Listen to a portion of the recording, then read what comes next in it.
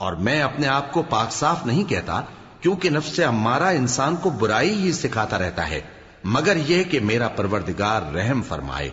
بے شک میرا پروردگار بخشنے والا ہے، مہربان ہے۔ اور بادشاہ نے حکم دیا کہ اسے میرے پاس لاؤ، میں اسے اپنا مصاحب خاص بناؤں گا۔ پھر جب ان سے گفتگو کی تو کہا کہ آج سے تم ہمارے ہاں صاحب منزلت ہو اور صاحب اعتبار ہو۔ یوسف نے کہا مجھے زرعی پیداوار پر مقرر کر دیجئے، کیونکہ میں حفاظت بھی کر سکتا ہوں اور اس کام سے واقف بھی ہوں۔ اس طرح ہم نے یوسف کو ملک مصر میں جگہ دی اور وہ اس ملک میں جہاں چاہتے تھے رہتے تھے۔ ہم اپنی رحمت جس پر چاہتے ہیں کرتے ہیں اور نیکوکاروں کے اجر کو ضائع نہیں کرتے، اور جو لوگ ایمان لائے اور ڈرتے رہے ان کے لیے آخرت کا اجر بہت بہتر ہے۔ اور یوسف کے بھائی کنعان سے مصر میں غلہ خریدنے کے لیے آئے تو یوسف کے پاس گئے، تو یوسف نے ان کو پہچان لیا اور وہ ان کو نہ پہچان سکے۔ اور جب یوسف نے ان کے لیے ان کا سامان تیار کر دیا تو کہا کہ پھر آنا تو جو باپ کی طرف سے تمہارا ایک اور بھائی ہے اسے بھی میرے پاس لیتے آنا۔ کیا تم نہیں دیکھتے کہ میں ناب بھی پوری پوری دیتا ہوں اور مہمانداری بھی خوب کرتا ہوں؟ اب اگر تم اسے میرے پاس نہ لاؤ گے تو نہ تمہیں میرے ہاں سے غلہ ملے گا اور نہ تم میرے پاس ہی آ سکو گے۔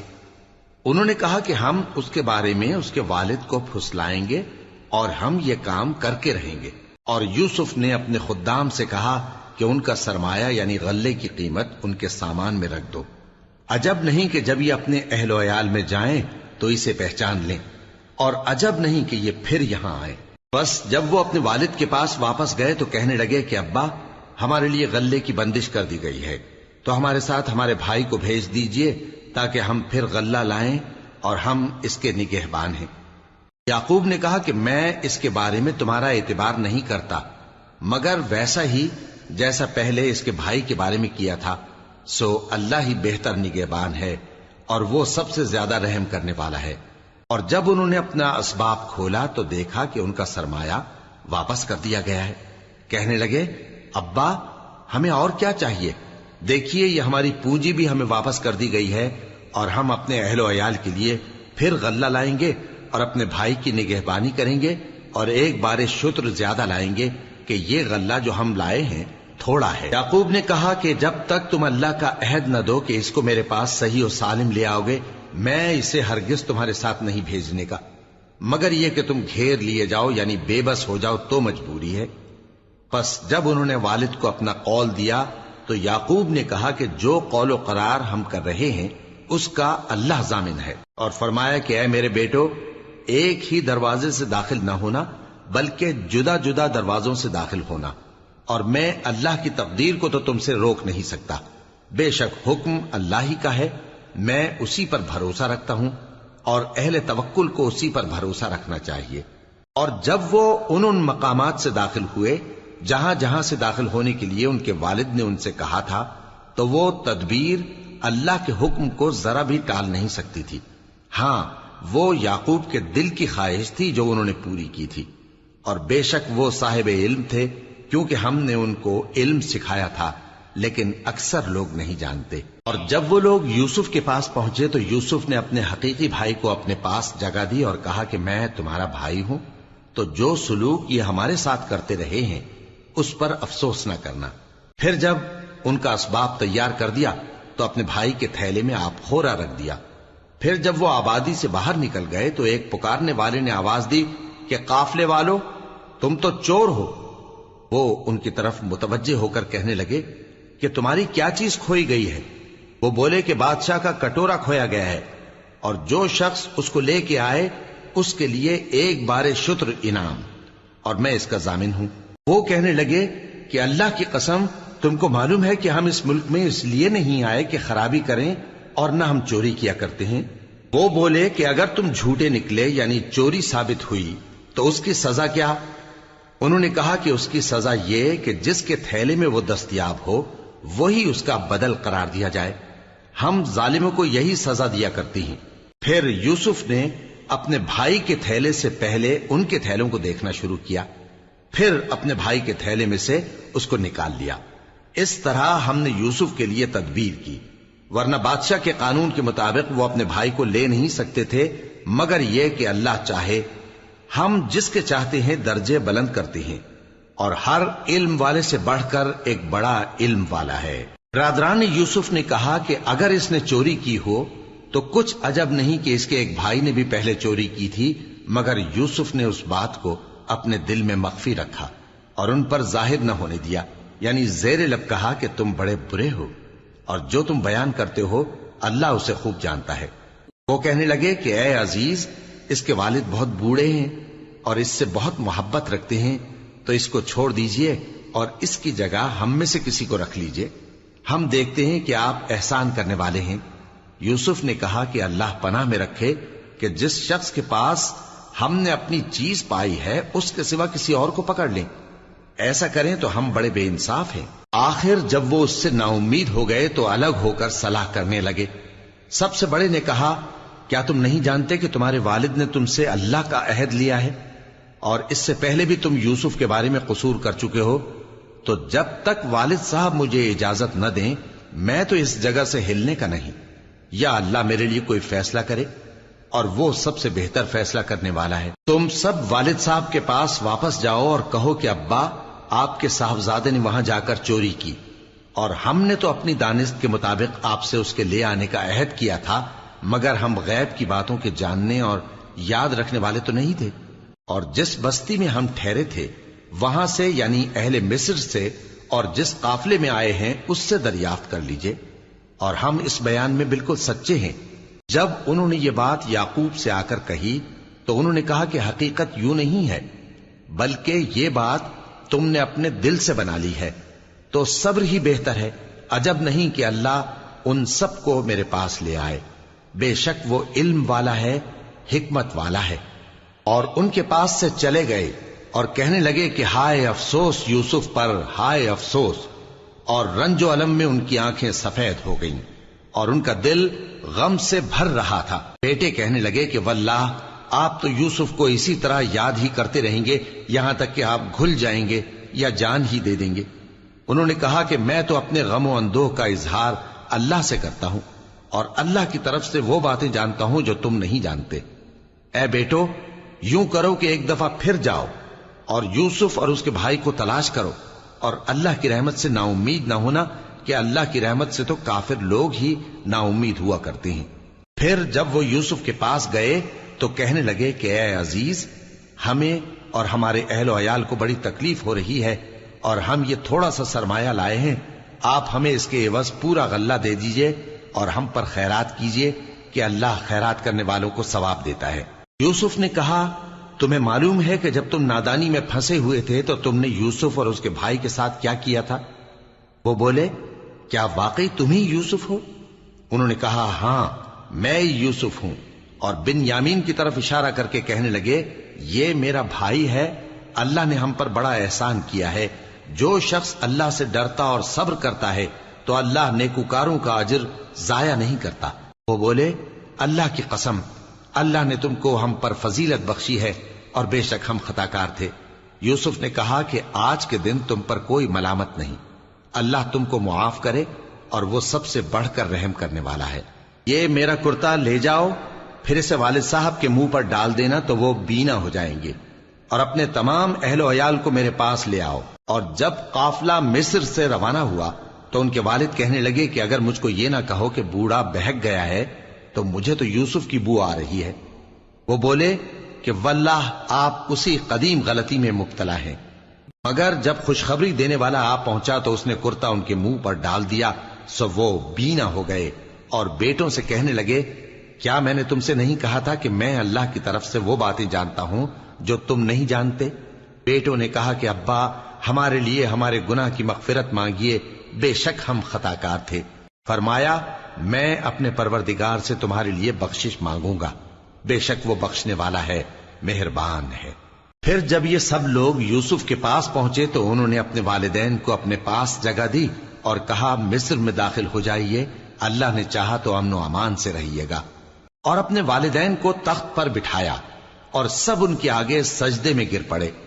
اور اس وقت یوسف نے کہا، ابا جان، یہ میرے اس خواب کی تعبیر ہے جو میں نے پہلے بچپن میں دیکھا تھا، میرے پروردگار نے اسے سچ کر دیا اور اس نے مجھ پر بہت سے احسان کیے ہیں کہ مجھ کو قید خانے سے نکالا، اور اس کے بعد کہ شیطان نے مجھ میں اور میرے بھائیوں میں فساد ڈال دیا تھا، آپ کو گاؤں سے یہاں لایا۔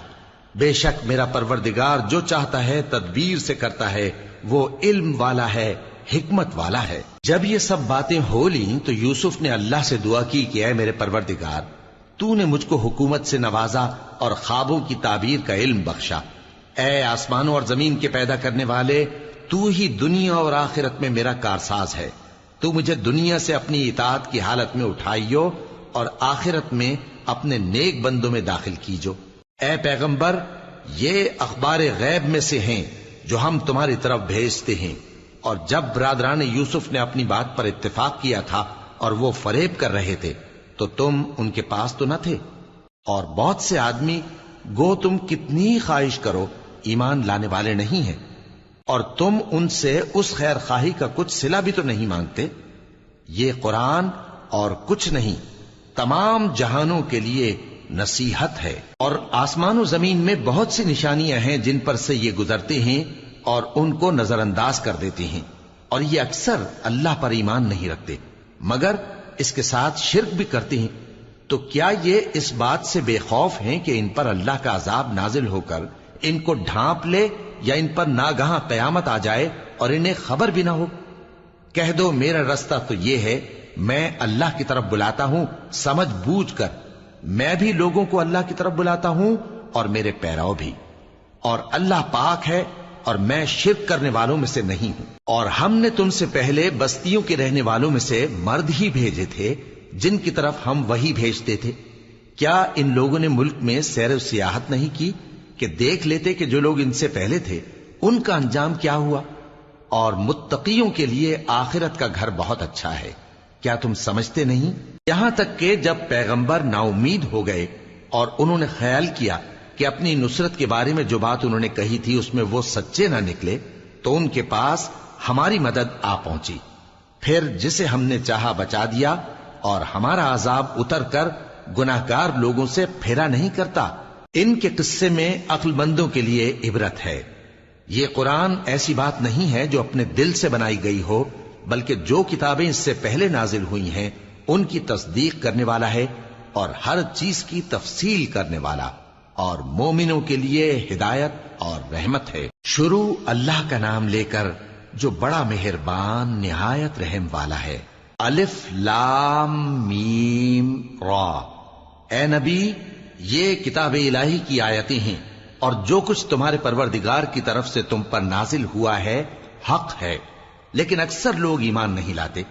اللہ وہی تو ہے جس نے ستونوں کے بغیر آسمان جیسا کہ تم دیکھتے ہو اتنے اونچے بنائے، پھر عرش پر جلوہ افروز ہوا اور سورج اور چاند کو کام میں لگا دیا، ہر ایک میعاد معین تک گردش کر رہا ہے۔ وہی دنیا کے کاموں کا انتظام کرتا ہے، اس طرح وہ اپنی آیتیں کھول کھول کر بیان کرتا ہے کہ تم اپنے پروردگار کے روبرو جانے کا یقین کرو۔ اور وہی ہے جس نے زمین کو پھیلایا اور اس میں پہاڑ اور دریا پیدا کیے اور ہر طرح کے میووں کی دو دو قسمیں بنائیں۔ وہی رات کو دن کا لباس پہناتا ہے، غور کرنے والوں کے لیے اس میں بہت سی نشانیاں ہیں۔ اور زمین میں کئی طرح کے قطعات ہیں ایک دوسرے سے ملے ہوئے، اور انگور کے باغ اور کھیتی اور کھجور کے درخت، بعض کی بہت سی شاخیں ہیں اور بعض کی اتنی نہیں ہوتی، باوجود کہ پانی سب کو ایک ہی ملتا ہے۔ اور ہم بعض میووں کو بعض پر لذت میں فضیلت دیتی ہیں، اور اس میں سمجھنے والوں کے لیے بہت سی نشانیاں ہیں۔ اگر تم عجیب بات سننی چاہو تو کافروں کا یہ کہنا عجیب ہے کہ جب ہم مر کر مٹی ہو جائیں گے تو کیا از سر نو پیدا ہوں گے؟ یہی لوگ ہیں جو اپنے پروردگار سے منکر ہوئے ہیں، اور یہی ہیں جن کی گردنوں میں طوق ہوں گے، اور یہی اہل دوزخ ہیں کہ ہمیشہ اس میں جلتے رہیں گے۔ اور یہ لوگ بھلائی سے پہلے تم سے برائی جلدی سے مانگتے ہیں، یعنی طالب عذاب ہیں، حالانکہ ان سے پہلے عذاب واقع ہو چکے ہیں۔ اور تمہارا پروردگار لوگوں کو باوجود ان کی بے انصافیوں کے معاف کرنے والا ہے، اور بے شک تمہارا پروردگار سخت عذاب دینے والا ہے۔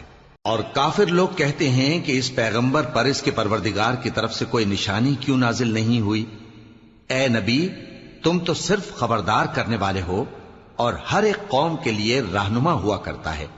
اللہ ہی اس بچے سے واقف ہے جو عورت کے پیٹ میں ہوتا ہے، اور وہی پیٹ کے سکڑنے اور بڑھنے سے بھی واقف ہے، اور ہر چیز کا اس کے ہاں ایک اندازہ مقرر ہے۔ وہ چھپی اور ظاہر چیزوں کا جاننے والا ہے، سب سے بزرگ ہے، عالی رتبہ ہے۔ کوئی تم میں سے چپکے سے بات کہے یا پکار کر، یا رات کو کہیں چھپ جائے یا دن کی روشنی میں کھلم کھلا چلے پھرے، اللہ کے نزدیک برابر ہے۔ اس کے آگے اور پیچھے اللہ کے چوکیدار ہیں جو اللہ کے حکم سے اس کی نگرانی کرتے ہیں۔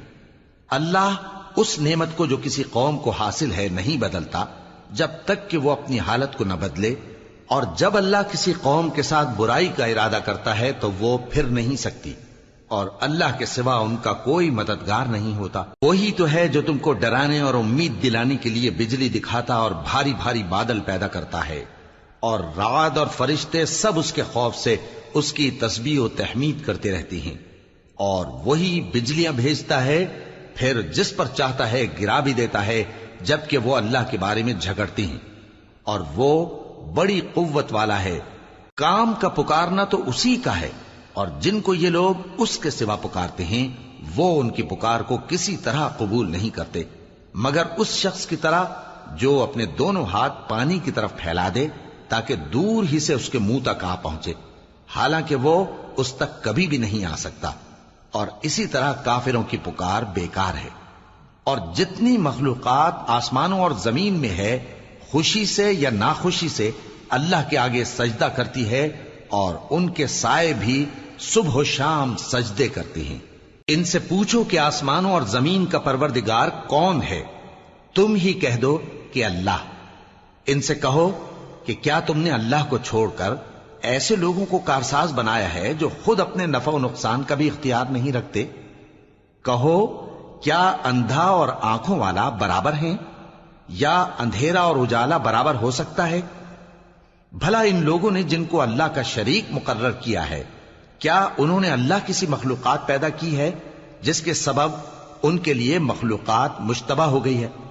کہہ دو کہ اللہ ہی ہر چیز کا پیدا کرنے والا ہے، اور وہ یکتا ہے، بڑا زبردست ہے۔ اسی نے آسمان سے مے برسایا، پھر اس سے اپنے اپنے اندازے کے مطابق نالے بہ نکلے، پھر پانی پر پھولا ہوا جھاگ آ گیا۔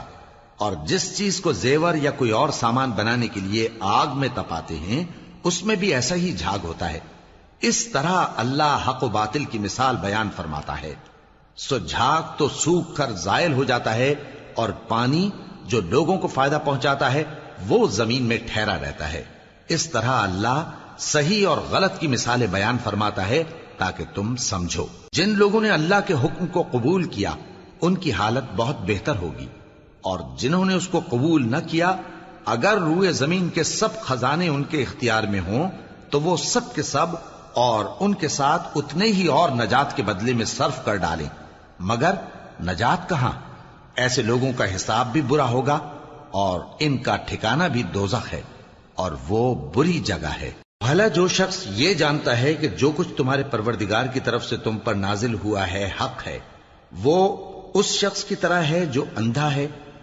اور سمجھتے تو وہی ہیں جو عقل مند ہیں، جو اللہ کے عہد کو پورا کرتے ہیں اور قول و قرار کو نہیں توڑتے، اور جن رشتوں کے جوڑے رکھنے کا اللہ نے حکم دیا ان کو جوڑے رکھتے، اور اپنے پروردگار سے ڈرتے رہتے اور برے حساب سے خوف رکھتے ہیں، اور جو اپنے پروردگار کی خوشنودی حاصل کرنے کے لیے مصائب پر صبر کرتے ہیں اور نماز پڑھتے ہیں، اور جو مال ہم نے ان کو دیا ہے اس میں سے پوشیدہ اور ظاہر خرچ کرتے ہیں، اور نیکی سے برائی کو دور کرتے ہیں، یہی لوگ ہیں جن کے لیے عاقبت کا گھر ہے، یعنی ہمیشہ رہنے کے باغات جن میں وہ داخل ہوں گے، اور ان کے باپ دادوں اور بیویوں اور اولاد میں سے جو نیکوکار ہوں گے وہ بھی بہشت میں جائیں گے، اور فرشتے بہشت کے ہر ایک دروازے سے ان کے پاس آئیں گے اور کہیں گے تم پر سلام ہو، یہ تمہاری ثابت قدمی کا بدلہ ہے، اور عاقبت کا گھر خوب گھر ہے۔ اور جو لوگ اللہ سے پختہ عہد کر کے اس کو توڑ ڈالتے اور جن رشتوں کے جوڑے رکھنے کا اللہ نے حکم دیا ہے ان کو قطع کر دیتے اور ملک میں فساد کرتے ہیں، ایسوں پر لعنت ہے اور ان کے لیے برا انجام ہے۔ اللہ جس کا چاہتا ہے رزق فراخ کر دیتا ہے اور جس کا چاہتا ہے تنگ کر دیتا ہے۔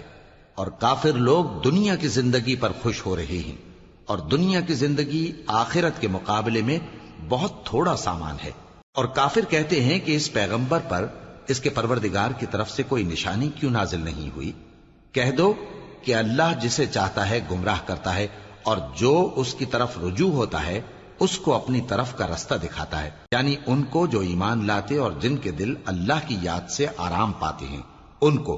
اور سن رکھو کہ اللہ کی یاد سے ہی دل آرام پاتے ہیں۔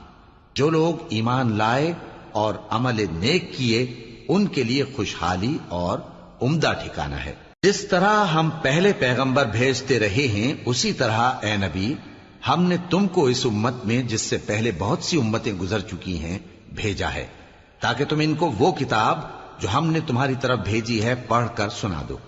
اور یہ لوگ رحمان کو نہیں مانتے۔ کہہ دو وہی تو میرا پروردگار ہے، اس کے سوا کوئی معبود نہیں، میں اسی پر بھروسہ رکھتا ہوں اور اسی کی طرف رجوع کرتا ہوں۔ اور اگر کوئی قرآن ایسا ہوتا کہ اس کی تاثیر سے پہاڑ چل پڑتے یا زمین پھٹ جاتی یا مردوں سے کلام کر سکتے تو کیا یہ لوگ ایمان لے آتے؟ بات یہ ہے کہ سب باتیں اللہ کے اختیار میں ہیں، تو کیا مومنوں کو اس سے اطمینان نہیں ہوا کہ اگر اللہ چاہتا تو سب لوگوں کو ہدایت کے رستے پر چلا دیتا؟ اور کافروں پر ہمیشہ ان کے اعمال کے بدلے آفت آتی رہے گی یا ان کے مکانات کے قریب نازل ہوتی رہے گی یہاں تک کہ اللہ کا وعدہ آ پہنچے۔ بے شک اللہ وعدہ خلاف نہیں کرتا۔ اور تم سے پہلے بھی رسولوں کے ساتھ تمسخر ہوتے رہے ہیں، تو میں نے کافروں کو مہلت دی، پھر میں نے ان کو پکڑ لیا، سو دیکھ لو کہ میرا عذاب کیسا رہا۔ تو کیا وہ جو ہر شخص کے اعمال کا نگراں و نگہبان ہے وہ بتوں کی طرح بے علم و بے خبر ہو سکتا ہے؟ اور ان لوگوں نے اللہ کے شریک مقرر کر رکھے ہیں۔ ان سے کہو کہ ذرا ان کے نام تو لو۔ کیا تم اسے ایسی چیزیں بتاتے ہو جو روئے زمین پر ہیں اور اسے معلوم نہیں، یا تم لوگ محض سطحی بات کی تقلید کرتے ہو؟ اصل یہ ہے کہ کافروں کو ان کے فریب خوبصورت معلوم ہوتے ہیں اور وہ ہدایت کے رستے سے روک لیے گئے ہیں، اور جسے اللہ گمراہ رہنے دے اسے کوئی ہدایت کرنے والا نہیں۔ ان کو دنیا کی زندگی میں بھی عذاب ہے اور آخرت کا عذاب تو بہت ہی سخت ہے، اور ان کو اللہ کے عذاب سے کوئی بھی بچانے والا نہیں۔ جس جنت کا پرہیزگاروں سے وعدہ کیا گیا ہے اس کی شان یہ ہے کہ اس کے نیچے نہریں بہ رہی ہیں، اس کے پھل ہمیشہ باقی رہنے والے ہیں اور اس کے سائے بھی۔ یہ ان لوگوں کا انجام ہے جو متقی ہیں، اور کافروں کا انجام دوزخ ہے۔ اور جن لوگوں کو ہم نے کتاب دی ہے وہ اس کتاب سے جو تم پر نازل ہوئی ہے خوش ہوتی ہیں، اور بعض فرقے اس کی بعض باتیں نہیں بھی مانتے۔ کہہ دو کہ مجھ کو یہی حکم ہوا ہے کہ اللہ ہی کی عبادت کروں اور اس کے ساتھ کسی کو شریک نہ بناؤں، میں اسی کی طرف بلاتا ہوں اور اسی کی طرف مجھے لوٹنا ہے۔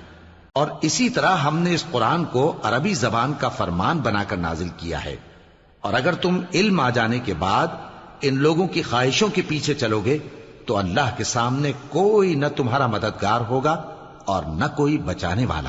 اور اے نبی ہم نے تم سے پہلے بھی پیغمبر بھیجے تھے اور ان کو بیویاں اور اولاد بھی دی تھیں، اور کسی پیغمبر کے اختیار کی بات نہ تھی کہ اللہ کے حکم کے بغیر کوئی نشانی لے آتا۔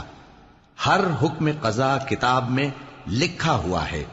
اللہ جس چیز کو چاہتا ہے مٹا دیتا ہے اور جس کو چاہتا ہے باقی رکھتا ہے، اور اسی کے پاس اصل کتاب ہے۔ اور اگر ہم کوئی عذاب جس کا ان لوگوں سے وعدہ کرتے ہیں تمہیں دکھائیں، یعنی تمہارے روبرو ان پر نازل کریں، یا تمہاری مدت حیات پوری کر دیں، یعنی تمہارے انتقال کے بعد عذاب بھیجیں، تو تمہارا کام ہمارے احکام کا پہنچا دینا ہے اور ہمارا کام حساب لینا ہے۔ کیا انہوں نے نہیں دیکھا کہ ہم زمین کو اس کے کناروں سے گھٹاتے چلے آ رہے ہیں، اور اللہ جیسا چاہتا ہے حکم کرتا ہے، کوئی اس کے حکم کا رد کرنے والا نہیں، اور وہ جلد حساب لینے والا ہے۔ جو لوگ ان سے پہلے تھے وہ بھی بہتیری تدبیریں کرتے رہے ہیں، سو تدبیر تو سب اللہ ہی کی ہوتی ہے۔ ہر شخص جو کچھ کر رہا ہے اللہ اسے جانتا ہے، اور کافر جلد معلوم کر لیں گے کہ آخرت میں اچھا انجام کس کے لیے ہوتا ہے۔ اور کافر لوگ کہتے ہیں کہ تم پیغمبر نہیں ہو۔ کہہ دو کہ میرے اور تمہارے درمیان اللہ اور وہ شخص جس کے پاس کتاب آسمانی کا علم ہے بطور گواہ کافی ہے۔ شروع اللہ کا نام لے کر جو بڑا مہربان نہایت رحم والا ہے۔ الف لام را، یہ ایک پر نور کتاب ہے، اس کو ہم نے تم پر اس لیے نازل کیا ہے کہ تم لوگوں کو اندھیروں سے نکال کر روشنی کی طرف لے جاؤ، یعنی ان کے پروردگار کے حکم سے عزت والے خوبیوں والے مالک کے راستے کی طرف، یعنی اس اللہ کے راستے کی طرف کہ جو کچھ آسمانوں اور زمین میں ہے سب اسی کا ہے۔ اور ان کافروں کے لیے عذاب شدید کی وجہ سے تباہی اور بربادی مقدر ہے، جو آخرت کے مقابلے میں دنیاوی زندگی کو پسند کرتے اور لوگوں کو اللہ کے راستے سے روکتے اور اس میں کجی چاہتے ہیں۔ یہ لوگ بڑے دور کی گمراہی میں ہیں، اور ہم نے کوئی پیغمبر نہیں بھیجا مگر وہ اپنی قوم کی زبان بولتا تھا تاکہ انہیں احکام الہی کھول کھول کر بتا دے۔ پھر اللہ جسے چاہتا ہے گمراہ رہنے دیتا ہے اور جسے چاہتا ہے ہدایت دیتا ہے، اور وہ غالب ہے، حکمت والا ہے۔ اور ہم نے موسیٰ کو اپنی نشانیاں دے کر بھیجا کہ اپنی قوم کو تاریکیوں سے نکال کر روشنی میں لے جاؤ اور ان کو اللہ کے دن یاد دلاؤ، اور اس میں ان لوگوں کے لیے جو صابر و شاکر ہیں نشانیاں ہیں۔ اور جب موسیٰ نے اپنی قوم سے کہا کہ اللہ نے جو تم پر مہربانیاں کی ہیں ان کو یاد کرو، جبکہ اس نے تم کو فرعون کی قوم سے رہائی بخشی، وہ لوگ تمہیں برے برے عذاب دیتے تھے اور تمہارے بیٹوں کو مار ڈالتے تھے اور تمہاری لڑکیوں کو زندہ رہنے دیتے تھے، اور اس میں تمہارے پروردگار کی طرف سے بڑی آزمائش تھی۔ اور جب تمہارے پروردگار نے تم کو آگاہ کیا کہ اگر شکر کرو گے تو میں تمہیں زیادہ دوں گا، اور اگر ناشکری کرو گے تو یاد رکھو کہ میرا عذاب بھی سخت ہے۔ اور موسیٰ نے صاف صاف کہہ دیا کہ اگر تم اور جتنے اور لوگ زمین میں ہیں سب کے سب ناشکری کرو تو بھی اللہ بے نیاز ہے، قابل تعریف ہے۔ بھلا تم کو ان لوگوں کے حالات کی خبر نہیں پہنچی جو تم سے پہلے تھے، یعنی نوح اور عاد اور سمود کی قوم اور جو ان کے بعد تھے، جن کا علم اللہ کے سوا کسی کو نہیں۔ جب ان کے پاس ان کے پیغمبر نشانیاں لے کر آئے تو انہوں نے اپنے ہاتھ ان کے منہوں پر رکھ دیے کہ خاموش رہو، اور کہنے لگے کہ ہم تو تمہاری رسالت کو تسلیم نہیں کرتے، اور جس چیز کی طرف تم ہمیں بلاتے ہو ہم کو اس میں بھاری شک ہے۔ ان کے پیغمبروں نے کہا، کیا تم کو اللہ کے بارے میں شک ہے جو آسمانوں اور زمین کا پیدا کرنے والا ہے؟ وہ تمہیں اس لیے بلاتا ہے کہ تمہارے گناہ بخشے اور ایک مدت مقرر تک تم کو مہلت دے۔ وہ بولے کہ تم تو ہمارے ہی جیسے آدمی ہو، تمہارا یہ منشا ہے کہ جن چیزوں کو ہمارے بڑے پوجتے رہے ہیں ان کے پوجنے سے تم ہمیں روک دو، تو اچھا کوئی کھلی دلیل لاؤ، یعنی معجزہ دکھاؤ۔ پیغمبروں نے ان سے کہا کہ ہاں ہم تمہارے ہی جیسے آدمی ہیں، لیکن اللہ اپنے بندوں میں سے جس پر چاہتا ہے نبوت کا احسان کرتا ہے، اور ہمارے اختیار کی بات نہیں کہ ہم اللہ کے حکم کے بغیر تم کو تمہاری فرمائش کے مطابق معجزہ دکھائیں، اور اللہ ہی پر مومنوں کو تو بھروسہ رکھنا چاہیے۔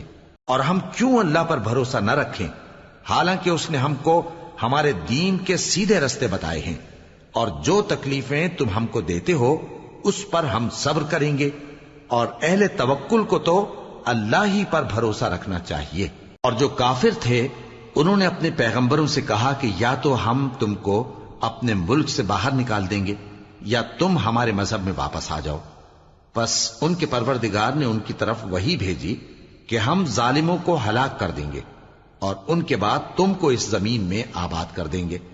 یہ اس شخص کے لیے ہے جو قیامت کے روز میرے سامنے کھڑے ہونے سے ڈرے اور میرے عذاب سے خوف کرے۔ اور پیغمبروں نے اللہ سے فتح چاہی اور ہر سرکش ضدی نامراد رہ گیا۔ اس کے پیچھے دوزخ ہے اور اسے پیپ والا پانی پلایا جائے گا، وہ اس کو گھونٹ گھونٹ کر کے پیے گا اور گلے سے نہیں اتار سکے گا، اور ہر طرف سے اسے موت آ رہی ہوگی مگر وہ مرنے میں نہیں آئے گا، اور اس کے بعد سخت عذاب ہوگا۔ جن لوگوں نے اپنے پروردگار سے کفر کیا ان کے اعمال کی مثال راکھ کی سی ہے کہ آندھی کے دن اس پر زور کی ہوا چلے جو اسے اڑا لے جائے۔ اسی طرح جو کام وہ کرتے رہے ان پر ان کو کچھ قابو نہ ہوگا۔ یہی تو پرلے سرے کی گمراہی ہے۔ کیا تم نے نہیں دیکھا کہ اللہ نے آسمانوں اور زمین کو تدبیر سے پیدا کیا ہے، اگر وہ چاہے تو تم کو نابود کر دے اور تمہاری جگہ نئی مخلوق پیدا کر دے، اور یہ اللہ کو کچھ بھی مشکل نہیں۔ اور قیامت کے دن سب لوگ اللہ کے سامنے کھڑے ہوں گے تو غریب پیروکار بڑے بن بیٹھنے والوں سے کہیں گے کہ ہم تو تمہارے پیرو تھے، کیا تم اللہ کا کچھ عذاب ہم پر سے دفع کر سکتے ہو؟ وہ کہیں گے کہ اگر اللہ ہم کو ہدایت کرتا تو ہم تم کو ہدایت کرتے۔ اب ہم گھبراہٹ ظاہر کریں یا صبر کریں ہمارے حق میں برابر ہے، کوئی جگہ رہائی کی ہمارے لیے نہیں ہے۔ اور جب حساب کتاب کا کام فیصل ہو چکے گا تو شیطان کہے گا جو وعدہ اللہ نے تم سے کیا تھا وہ تو سچا تھا، اور جو وعدہ میں نے تم سے کیا تھا وہ جھوٹا تھا، اور میرا تم پر کسی طرح کا زور نہیں تھا۔ ہاں، میں نے تم کو گمراہی اور باطل کی طرف بلایا تو تم نے جلدی سے اور بے دلیل میرا کہنا مان لیا۔ تو آج مجھے ملامت نہ کرو، اپنے آپ ہی کو ملامت کرو۔ نہ میں تمہاری فریاد رسی کر سکتا ہوں اور نہ تم میری فریاد رسی کر سکتے ہو۔ میں اس بات سے انکار کرتا ہوں کہ تم پہلے مجھے شریک بناتے تھے۔ بے شک جو ظالم ہیں ان کے لیے درد دینے والا عذاب ہے۔ اور جو ایمان لائے اور عمل نیک کرتے رہے وہ بہشتوں میں داخل کیے جائیں گے جن کے نیچے نہریں بہ رہی ہیں۔ اپنے پروردگار کے حکم سے وہ ہمیشہ ان میں رہیں گے، وہاں وہ ہر ملاقات پر ایک دوسرے کو سلام کہیں گے۔ کیا تم نے نہیں دیکھا کہ اللہ نے کلمہ طیبہ کی کیسی مثال بیان فرمائی ہے؟ وہ ایسی ہے جیسے پاکیزہ درخت جس کی جڑ مضبوط ہو اور شاخیں آسمان میں پھیلی ہوں۔ وہ اپنے پروردگار کے حکم سے ہر موقع پر پھل لاتا ہو، اور اللہ لوگوں کے لیے مثالیں بیان فرماتا ہے تاکہ وہ نصیحت حاصل کریں۔ اور ناپاک بات یعنی غلط عقیدے کی مثال ناپاک درخت کی سی ہے کہ وہ زمین کے اوپر ہی سے اکھیڑ کر پھینک دیا جائے، اس کو ذرا بھی قرار و ثبات نہیں۔ اللہ مومنوں کے دلوں کو صحیح اور پکی بات سے دنیا کی زندگی میں بھی مضبوط رکھتا ہے اور آخرت میں بھی رکھے گا، اور اللہ بے انصافوں کو گمراہ کر دیتا ہے، اور اللہ جو چاہتا ہے کرتا ہے۔ کیا تم نے ان لوگوں کو نہیں دیکھا جنہوں نے اللہ کے احسان کو ناشکری سے بدل دیا اور اپنی قوم کو تباہی کے گھر میں لا اتارا، یعنی دوزخ میں، کہ سب ناشکرے اس میں داخل ہوں گے اور وہ برا ٹھکانہ ہے۔ اور ان لوگوں نے اللہ کے شریک مقرر کیے کہ لوگوں کو اس کے رستے سے گمراہ کریں۔ کہہ دو کہ چند روز فائدے اٹھا لو، آخر کار تم کو دوزخ کی طرف لوٹ کر جانا ہے۔ اے پیغمبر، میرے مومن بندوں سے کہہ دو کہ نماز پڑھا کریں، اور اس دن کے آنے سے پیشتر جس میں نہ اعمال کا سودا ہوگا اور نہ دوستی کام آئے گی، ہمارے دیے ہوئے مال میں سے پوشیدہ اور علانیہ خرچ کرتے رہیں۔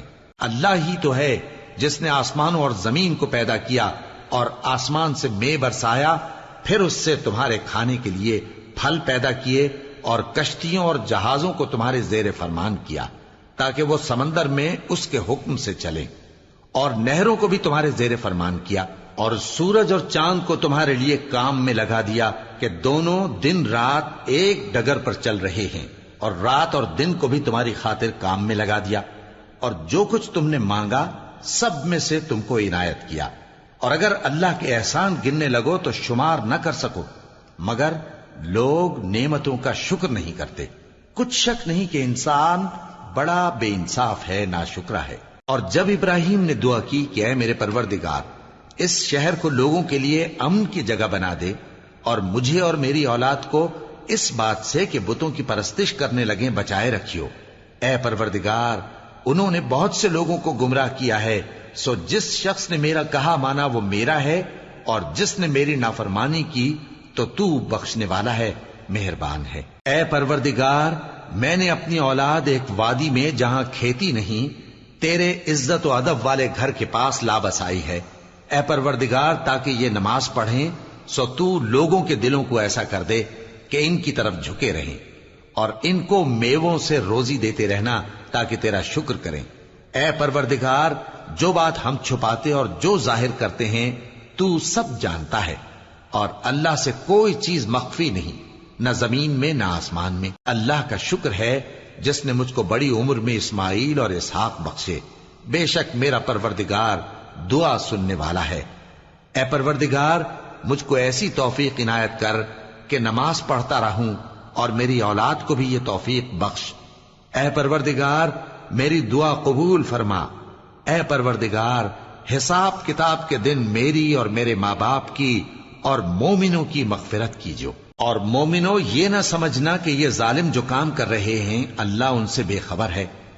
وہ ان کو اس دن تک مہلت دے رہا ہے جبکہ دہشت کے سبب آنکھیں پھٹی کی پھٹی رہ جائیں گی اور لوگ سر اٹھائے ہوئے میدان قیامت کی طرف دوڑ رہے ہوں گے۔ ان کی نگاہیں خود اپنی طرف لوٹ نہ سکیں گی اور ان کے دل مارے خوف کے ہوا ہو رہے ہوں گے۔ اور لوگوں کو اس دن سے آگاہ کر دو جب ان پر عذاب آ جائے گا۔ تب ظالم لوگ کہیں گے کہ اے ہمارے پروردگار، ہمیں تھوڑی سی مہلت عطا کر تاکہ ہم تیری دعوت توحید قبول کریں اور تیرے پیغمبروں کے پیچھے چلیں۔ تو جواب ملے گا، کیا تم پہلے قسمیں نہیں کھایا کرتے تھے کہ تم کو اس حال سے جس میں تم ہو زوال نہیں ہوگا؟ اور جو لوگ اپنے آپ پر ظلم کرتے تھے تم ان کے مکانوں میں رہتے تھے، اور تم پر ظاہر ہو چکا تھا کہ ہم نے ان لوگوں کے ساتھ کس طرح کا معاملہ کیا تھا، اور تمہارے سمجھانے کے لیے مثالیں بیان کر دی تھیں۔ اور انہوں نے بڑی بڑی تدبیریں کی، اور ان کی سب تدبیریں اللہ کے ہاں لکھی ہوئی ہیں۔ گو وہ تدبیریں ایسی غضب کی تھیں کہ ان سے پہاڑ بھی ٹل جائیں۔ تو ایسا خیال نہ کرنا کہ اللہ نے جو اپنے پیغمبروں سے وعدہ کیا ہے وہ اس کے خلاف کرے گا۔ بے شک اللہ زبردست ہے، بدلہ لینے والا ہے۔